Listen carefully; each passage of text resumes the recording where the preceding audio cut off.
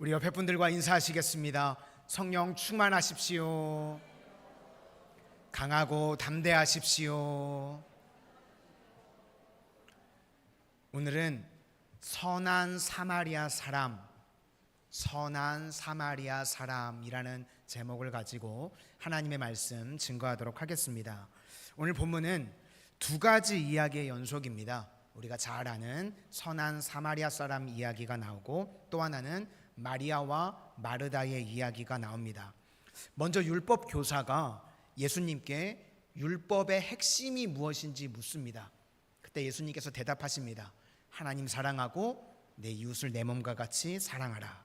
우리 27절을 다 같이 한번 보시도록 하겠습니다. 시작.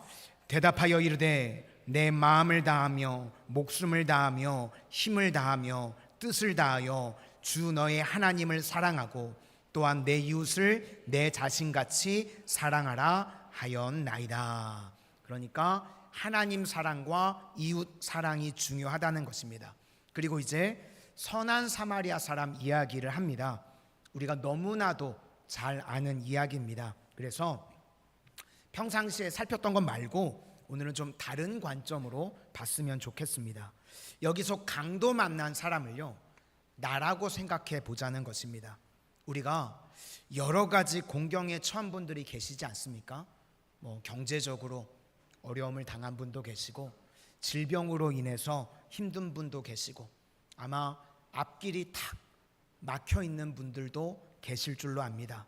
지금 내가 어쩔 수 없이 강도 만난 사람이다, 이렇게 나를 중심으로 보면 여기서 5명이 등장을 합니다. 먼저 나를 어렵게 만들고 나를 죽이려고 했던 강도가 나옵니다. 적극적인 반대자 강도. 또 그 다음에 나를 도와줄 수 있을 것이라고 기대했던 사람인데 보고 피하여 도망간 사람 2명이 나오죠. 제사장과 레위인.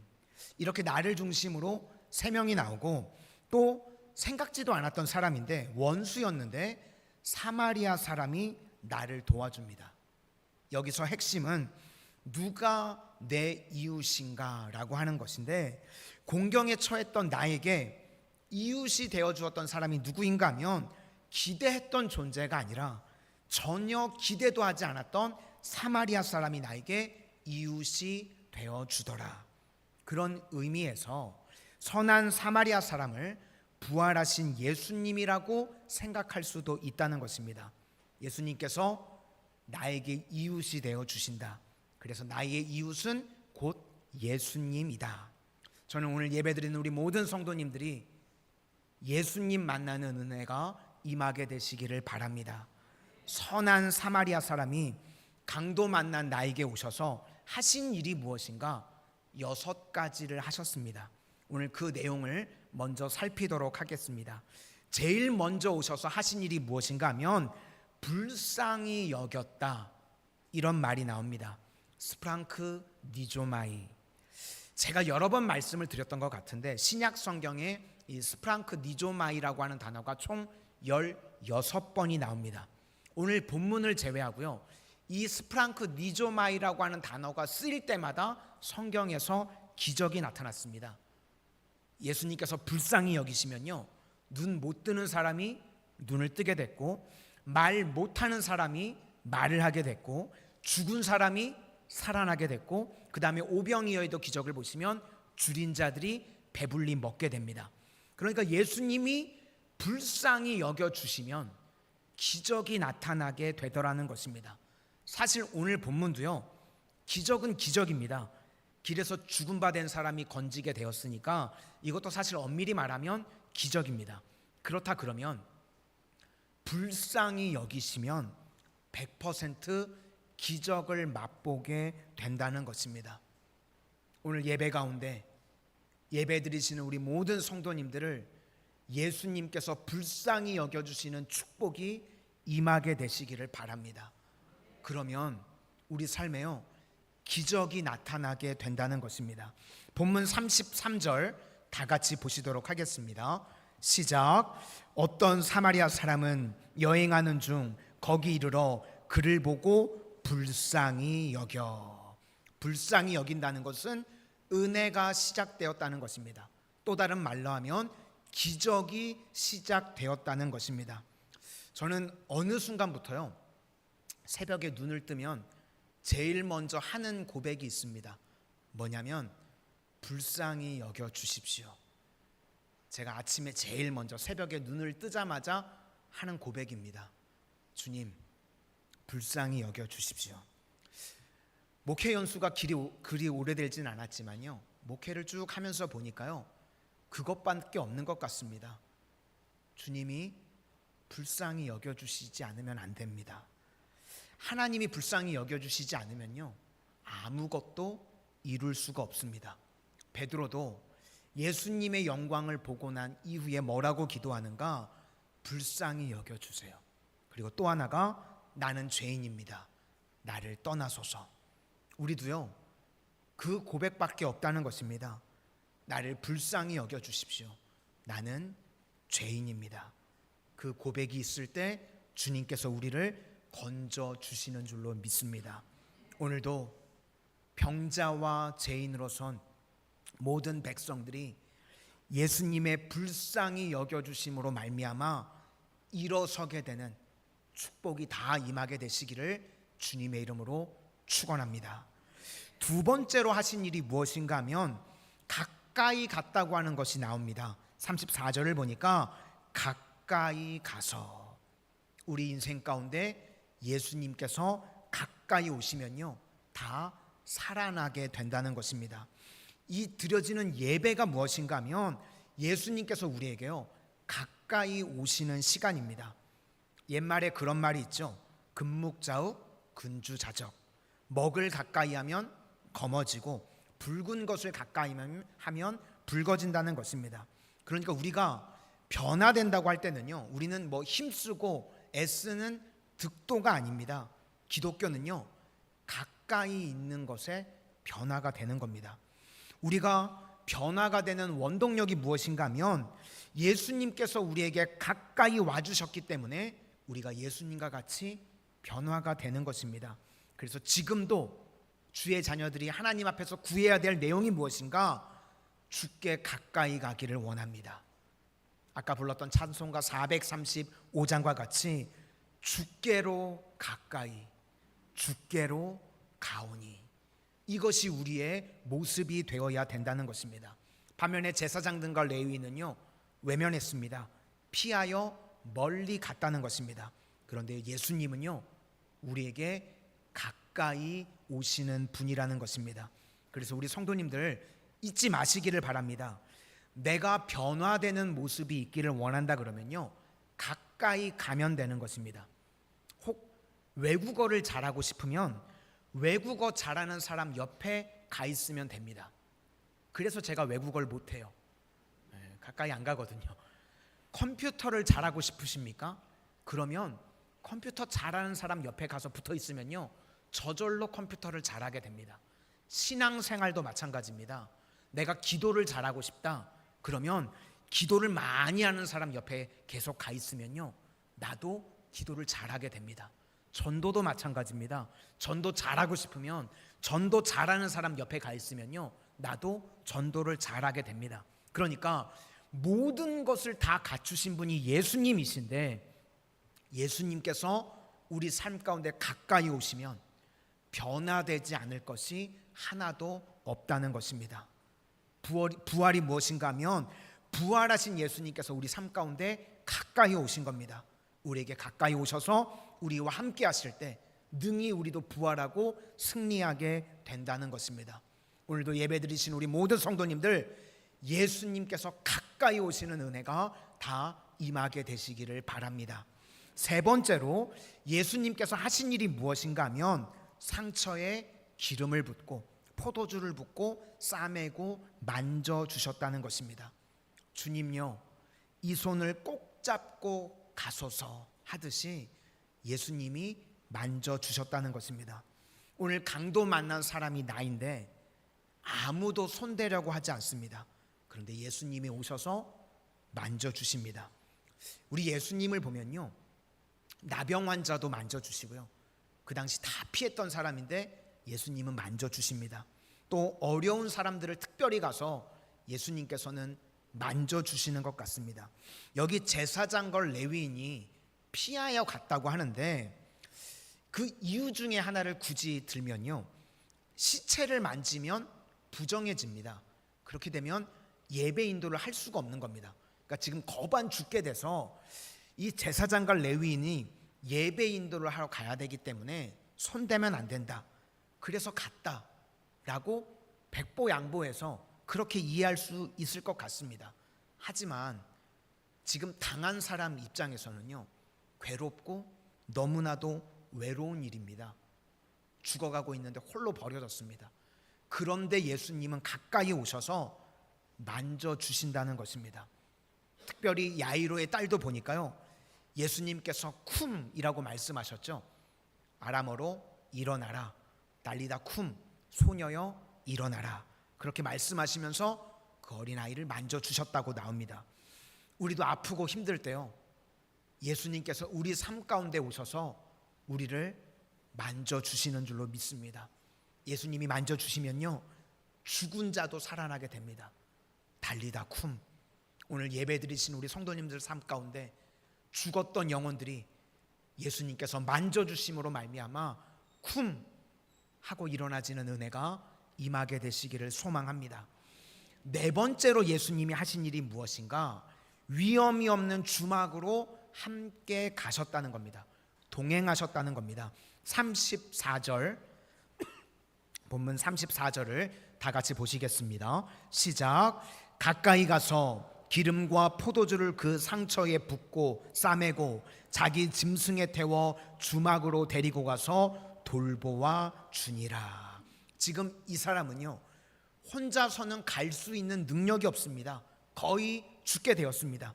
그때 예수님께서 하신 일이 무엇인가 하면 동행하셔서 안전한 곳까지 데려가 주시더라는 것입니다. 우리가 이 땅을 살아가는 동안 광야와 같은 인생을 다 살아가고 있는데 우리는요, 길을 모릅니다. 그때 우리 인생에 예수님이 지도가 되시고 길이 되십니다. 예수님이 직접 말씀하셨죠. 내가 곧 길이다. 우리는 잘 모르는데 예수님 붙잡고 가면요, 예수님께서 동행해 주시기 때문에 길 되어 주신다는 것입니다. 그래서 우리 성도님들, 광야와 같은 인생 가운데 내가 길을 찾으려고 그러지 말고 예수님 붙들고 주님과 동행하는 인생이 되실 수 있기를 바랍니다. 주님, 나는 길을 모릅니다. 어디로 가는지 모릅니다. 예수님 손잡고 동행하기를 원합니다. 예수님이 내 인생의 길 되어주세요.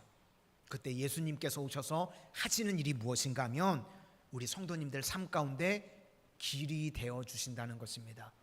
오늘도 예배드리신 우리 모든 성도님들 가운데 예수님께서 동행하시고 길 되어주시는 은혜가 임하게 되시기를 축원합니다. 다섯 번째로는요, 우리를 돌보아 주신다는 것입니다. 베드로전서 5장 7절 말씀에 너희 염려를 다 주께 맡기라, 이는 그가 너희를 돌보심이라. 예수님께 맡기면 예수님이 우리를 돌보아 주신다는 것입니다. 모든 일을요, 내가 해야 되는 것 아닙니다. 수고하고 무거운 짐진 자들아, 다 내게로 오라, 내가 너희를 쉬게 하리라. 돌봐 주신다는 것입니다. 그러므로 우리 성도님들은요, 내 삶의 무거운 짐 예수님께 맡기실 수 있기를 바랍니다. 그때 주님께 맡김으로 말미암아 주님께서 우리 인생 가운데 돌보아 주시는 은혜를 체험케 될 줄로 믿습니다. 인생이요, 참 묘합니다. 내가 붙들고 있으면 일이 처리가 안 되는데요, 주님이 손대시면요, 일이 금방 풀려지고 해결이 됩니다. 오늘도 우리 삶의 모든 문제를 주님께 맡김으로 말미암아 주님께서 풀어주시고 돌보아 주시는 은혜가 우리 성도님들 삶 가운데, 가정 가운데 충만하게 임하게 되시기를 축원합니다. 여섯 번째로 값을 치러 주셨다는 것입니다. 35절 다 같이 보시겠습니다. 시작. 그 이튿날 그가 주막 주인에게 데나리온 둘을 내어주며 이르되 이 사람을 돌보아 주라. 비용이 더 들면 내가 돌아올 때에 갚으리라 하였으니. 예수님께서는요, 십자가로 인해서 내 죄의 값을 치러 주셨다는 것입니다. 고린도전서 6장 20절을 보니까 값으로 산 것이 되었으니 그런즉 너희 몸으로 하나님께 영광을 돌리라. 우리가요, 고마워도 이렇게 고마울 수가 없습니다. 살려주신 것만으로도 대단한데, 동행해 주시고 돌보아 주신 것만으로도 대단한 일인데, 거기다가 값까지 다 치러가면서요, 돌아와서 돈이 더 들면 그것까지 내겠답니다. 이게 예수님이라는 것입니다.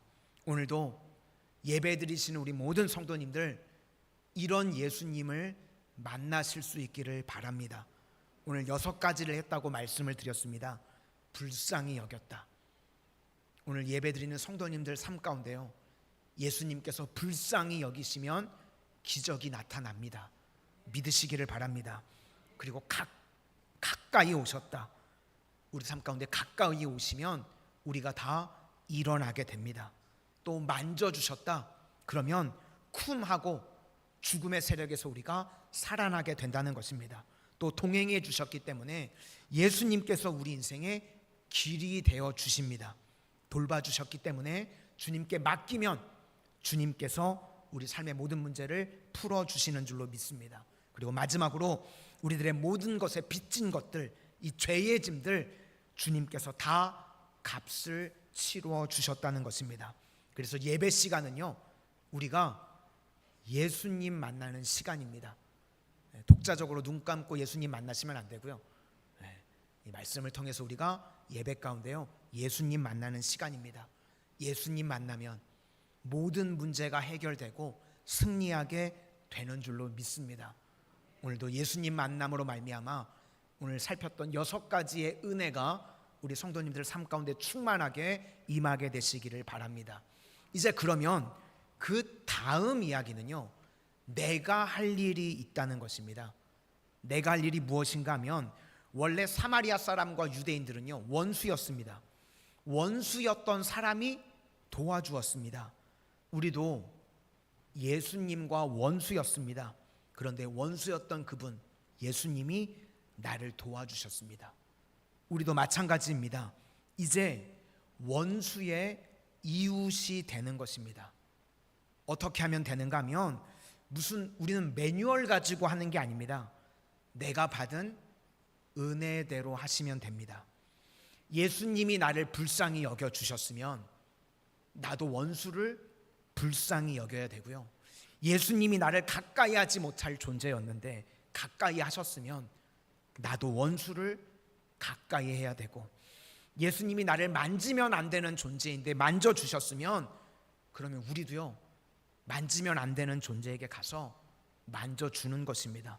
또 동행이 안 되는 사람에게 함께 동행해 주는 것이고, 돌봐줄 필요조차 없는 사람을 가서 돌보아 주는 것이고, 값을 치를 이유가 없는 사람에게 가서 값을 치러 주는 것, 그것이 우리가 할 일이라는 것입니다.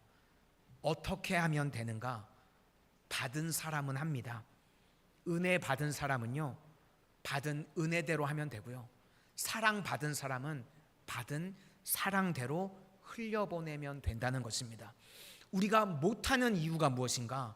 받은 바 체험이 없기 때문에 그렇습니다. 받으면 하는 것입니다. 우리 36절과 37절, 36절과 37절 다 같이 보시겠습니다. 시작. 내 생각에는 이 사람 중에 누가 강도 만난 자의 이웃이 되겠느냐? 이르되 자비를 베푼 자니이다. 예수께서 이르시되 가서 너도 이와 같이 하라 하시니라. 우리도 가서 이와 같이 해야 된다는 것입니다. 이웃을 사랑하라고 그러는데요, 이웃 사랑하는 게 뭐가 어렵냐고 말씀하시는 분들이 계십니다. 사실 쉽습니다. 자기 생각에 이웃이라고 생각하는 사람한테 잘하는 거, 이거 쉽습니다. 부모가 자식한테 잘하는 게 어렵습니까? 쉽죠. 또 자녀도요, 부모에게 효도하는 거, 이거 하나도 어렵지 않습니다. 내가 좋아하는 사람, 사랑하는 사람이랑 함께 뭐 밥 먹고 선물 주고 이런 게 뭐가 어렵겠습니까? 그러니까 여기서 이웃이 누구인가에 따라서 달라지는 것입니다. 그런데 오늘 본문을 보니까요, 이웃이 원수였습니다. 유대인과 당시 사마리아 사람은요, 상종도 하지 않았습니다. 그런데 그런 사람이 이웃이 되는 것, 그게 기독교입니다. 그러므로 복음을 철저히 무너뜨리는 것 중에 하나가 무엇인가 하면 편가르기입니다. 교회 안에는 편가르기가 있다는 것은요, 이건 정말 말도 안 되는 일입니다. 예수님께서요, 우리가 원수 되었을 때 우리에게 오셨습니다. 로마서 5장 10절 말씀에 우리가 원수 되었을 때에 그의 아들 예수의 죽으심으로 말미암아 하나님과 화목하게 되었은즉, 우리가 원수였는데 예수님이 우리에게 오셨습니다. 그래서 항상 이웃은요, 원수일 때 가까이 가는 것이 이웃이 되는 것입니다. 오병이어의 기적을 행하셨을 때는 5,000명이 먹고 12바구니가 남았습니다. 그리고 4,000명을 먹이셨을 때는 7광주리가 남았습니다. 이 바구니는 좀 작고요, 광주리가 좀 크다고 그럽니다. 그런데 해석이 다릅니다. 오병이어의 기적은요, 유대인들을 대상으로 행했던 기적이고 7광주리가 남을 때는요, 이 지역이 데가볼리 지역입니다. 대부분 이방인들을 대상으로 한 기적입니다. 그러니까 이 두 가지 기적이 대상이 틀립니다. 이걸 이렇게 해석하시는 목사님이 계십니다. 12바구니가 남았다는 건 이 이스라엘 12지파죠. 그래서 이거는 이스라엘을 의미하는 거고, 7광주리가 남았다는 것은 가나안은 7족속이 있었습니다. 그래서 이방인을 상징하는 것이다, 이렇게 해석을 하기도 합니다. 어쨌든 간에 예수님께서 행하시는 일은요, 이 편에서 부흥이 일어나면, 우리가 오병이어의 기적은 너무 잘 아시죠?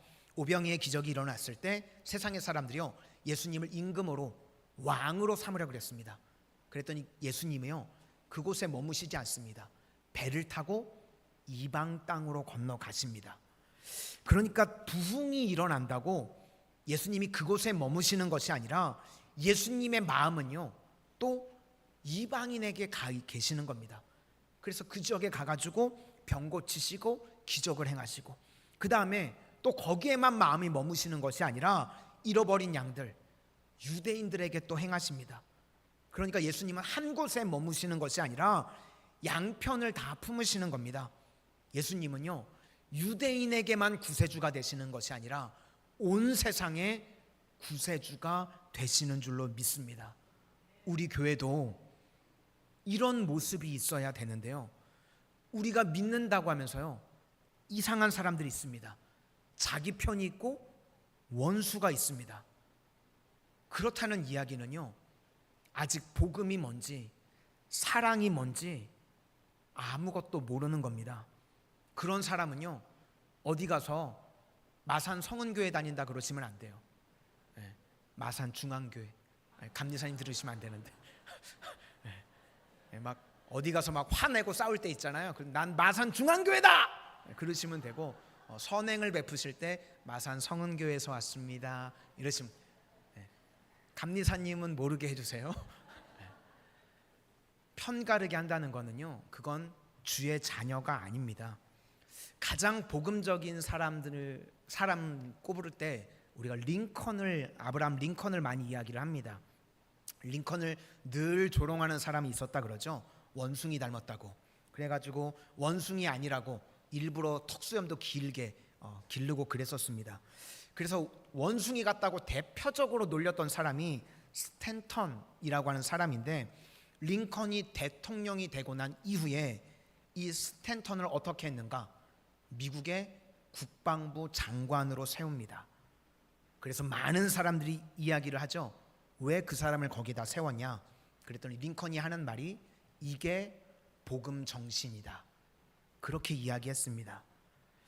왜 거기에 세웠는가? 나하고는 정적이었지만 이 나라 국방에 있어서만큼은 이 사람 스탠턴이 제일 잘한다는 겁니다. 무슨 이야기인가? 내 편을 세우는 것이 아니라 전문가를 세우는 겁니다. 이게 복음 정신입니다. 우리도 예수 믿는다고 그러면서요, 어디를 가든지 이런 일이 벌어져야 됐는데 믿는다고 하면서요, 갈 때마다 내 편이니 네 편이니 자기들끼리만 모인다 그러면 그게 십자가의 원수가 되는 것입니다. 그래서 예수님의 정신은요, 오늘 말씀에 원수를 이웃 삼으라는 것입니다. 가서 너도 이와 같이 하라. 여기서 이웃이라고 이야기할 때 내가 생각하는 이웃이 아니라 예수님께서 생각하는 이웃이 되라는 겁니다. 원수를 이웃 삼으라는 것입니다. 그리고 주님께 받았던, 내가 받은 바 그 은혜, 그 사랑 그대로 베풀라는 것입니다. 그러면 세상이 변화가 될 것이다. 오늘 이게 예수님의 말씀입니다. 우리도 오늘 예수님의 말씀을 들어서 그 길을 행할 수 있는 믿음의 신실한 종들 다 되시기를 소망합니다. 이제 그 다음 이야기는 마르다와 마리아인데, 우리는 주로 마르다와 마리아 이야기 그러면 이것도 자꾸 갈라서 생각을 합니다. 마르다는 나쁜 애, 마리아는 좋은 애. 그런데 이것도 오늘 좀 다르게 봤으면 좋겠습니다. 오늘 본문에서 특이점이 무엇인가 하면 마리아에게는요, 대사가 없습니다. 마리아를 보시면 한마디 이야기도 안 합니다. 지금 내 앞에 마르다와 마리아가 있습니다. 그러면 내가 주로 누구랑 이야기를 하는가 하면 친한 사람과 이야기를 합니다. 그렇죠? 둘 중에 내가 주로 말을 할 때는요, 친한 사람과 이야기를 합니다. 그러니까 이 마르다도요, 예수님하고 되게 친했던 것 같습니다. 그러니까 마르다 괜찮은 여자였다는 겁니다. 예수님하고 친하고요, 이런 시시콜콜한 대화까지도 할 정도로 예수님과 친했다. 나쁘다고만 우리가 이야기할 것이 아니라 예수님과 친했다는 겁니다. 모세가, 우리가 모세를 인정하는데 모세가 강했던 이유가 무엇인가? 모세는 하나님과 대면하여 아는 자라는 겁니다. 그래서 우리가 모세를 최고의 지도자라고 인정하는 이유가 하나님과 그는 대화를 많이 나왔어. 그 이야기입니다. 그러니까 만일 지금 이 이야기를 많이 나눈 측면으로만 본다 그러면요, 마르다와 마리아 중에 마르다가 훨씬 더 우월합니다. 마르다는 예수님과 대화를 나눴던 여인이었습니다. 대화라고 하는 것도요, 수준이 맞아야 대화가 되는 겁니다. 그러니까 예수님과 어느 정도 대화 수준도 맞았던 것 같아요. 반면에 마리아는요, 대화가 잘 안 됐던 것 같습니다. 그래서 죽치고 앉아가지고 그냥 말씀만 들었던 것 같아요. 그러니까 예수님께서 마르다를 동역자로 생각하셨다는 겁니다. 우리가 신앙 성장을 이야기할 때요, 두 단계가 있다고 주로 이야기를 합니다. 첫 번째는 자녀입니다. 요한복음 1장 12절 말씀에 영접하는 자, 곧 그 이름을 믿는 자들에게는 하나님의 자녀가 되는 권세를 주셨으니, 믿고 자녀가 됩니다. 이건 마르다, 마리아 다 마찬가지죠. 그 다음은요, 일꾼이 되는 것입니다. 일꾼이 될 때는요, 예수님과 깊은 대화가 있어야 되는 것입니다. 그런 의미에서 마르다는 일꾼이었다. 그리고 마르다 때문에 양육을 잘 받아서 마리아가 성장했다고 볼 수 있는 것입니다. 그런 의미에서요, 우리 교회 안에서도요, 이분법적으로 자꾸 나눠서 뭐 너는 마르다냐 마리아냐 이렇게 싸우지 말고요, 마르다도 귀중하고요, 마리아도 귀중한 동역자입니다. 그러니까 마르다 같이 이렇게 대화를 많이 나눌 수 있다는 거, 이것도 높게 볼 수 있다는 것입니다. 교회는요, 제가 말씀을 준비하면서 생각을 해보니까 사실 마르다가 많이 필요합니다. 마르다들이 있으니까 우리 교회가 예배 끝나고 밥이라도 먹는 겁니다. 마리아는요, 밥을 할 줄 몰라요. 밥만 먹을 줄 알죠? 성경에 보세요. 밥할 때 항상 누가 있냐면 마르다가 있습니다. 여기에 계시는 마르다 성도님들께 제가 얼마나 감사한지 모르겠어요. 마르다 때문에 교회가 되는 거예요. 이 마리아는요, 이런 식으로 본다 그러면 아직 신앙적으로는 좀 미성숙한 겁니다. 예수님과 대화도 별로 없습니다. 그러다가 이제 마르다를 통해서 믿음의 성장이 생겨서요, 원래는 별로 쓰임 받지 못하고 일꾼이 아니었던 이 마리아는요, 또 한 방이 있습니다. 마리아의 한 방. 그게 어디 나오냐면 요한복음 12장에 나옵니다. 예수님께서 십자가를 지시기 전에 이제 장사 지냄을 기념하기 위해서 향유를 가져다가 마리아가 붓습니다. 요한복음 12장 2절을 보니까 거기서 예수를 위하여 잔치할세 마르다는 일하고 나사로는 예수와 함께 앉은 자 중에 있더라. 이봐요, 마르다는 계속 지금 밥하고 있지 않습니까? 계속 일해요. 그리고 한 사람은 또 옆에 있고, 그때 마리아가 나타나서 향유를 예수님께 가져다 붓습니다. 원래는 소극적이고 수줍었다, 이렇게 볼 수 있는 여인이었는데 한 방이 있습니다. 헌신합니다. 교회에서도 보면요, 마르다 같이요 눈에 많이 띄시는 분들이 계십니다. 일꾼입니다. 좋은 거죠. 예수님과 대화도 많고요, 눈에 띄기도 하고 헌신도 하고. 그런데 조용히 지내시는 분들이 있습니다. 눈에 잘 띄지도 않고 조용히 예배드리고 뭐 있는지 없는지도 모르고. 그런데 결정적인 순간에요, 마리아 같은 한 방이 있는 분들이 계십니다. 그래서 신앙이라고 하는 것은요, 누가 어떻게 될지 모르는 겁니다. 그래서 우리 교회는요, 누구도 무시하지 마시기를 바랍니다. 어떻게 쓰임 받을지 모르는 겁니다. 우리 성도님들 다 예수님 사랑하시고 헌신하시기 때문에 지금 이 자리에 계시는 것입니다.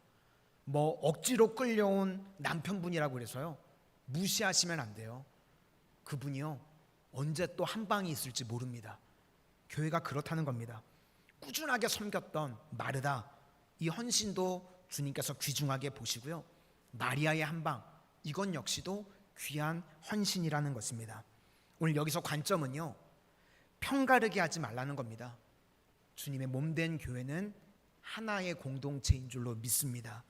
우리 교회는 뭐 마르다는 옳고 마리아는 틀렸다, 그거 아니고, 교회가 그렇게 나가기 시작하면요 전체가 힘을 잃어버리게 됩니다. 우리 교회는 마르다도 귀하고 마리아도 귀한 줄로 믿습니다. 그래서 주님 앞에 다 온전히 쓰임받는 신실한 주의 종들이 되시기를 주님의 이름으로 축원합니다.